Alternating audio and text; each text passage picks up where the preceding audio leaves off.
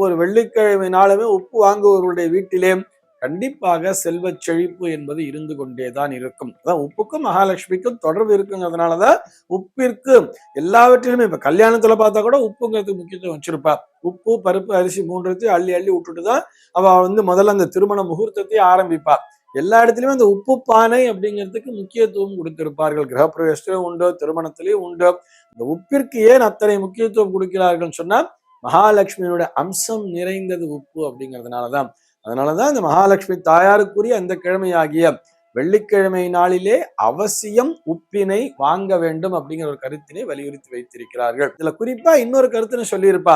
திடீர்னு வீட்டுல உப்பு இல்ல, பக்கத்து வீட்டுல போய் உப்பு வாங்கிட்டு வரணும்னு சொன்னா ₹1 காசாச்சு கொடுத்துட்டு தான் வாங்கிட்டு வரணும், அதை கடனா வாங்கிட்டு வரக்கூடாதுன்னு சொல்லுவா தெரியுமா. அதே மாதிரி இலவசமாக உப்பினை தரக்கூடாதுங்கிற மாதிரியும் வச்சிருப்பா. ₹1 கொடுத்துட்டு தான் உப்பை வாங்கணும் அப்படிங்கிற மாதிரி நம்முடைய பெரியவர்கள் சொல்லி இருப்பார்கள். இதற்கு காரணம் என்னன்னு சொன்னா அது மகாலட்சுமியினுடைய அம்சம் நிறைந்தது. அதை வாங்கி செல்பவர்களும் நன்றாக இருக்க வேண்டும், அதனை கொடுப்பவர்களும் நன்றாக இருக்க வேண்டும், பரஸ்பரம் இருபுறமும் நன்மை நடக்க வேண்டும் என்பதற்காகத்தான் இது போன்ற கருத்துக்களை நம்முடைய பெரியவர்கள் வலியுறுத்தி சொல்ல இருக்கிறார்கள்.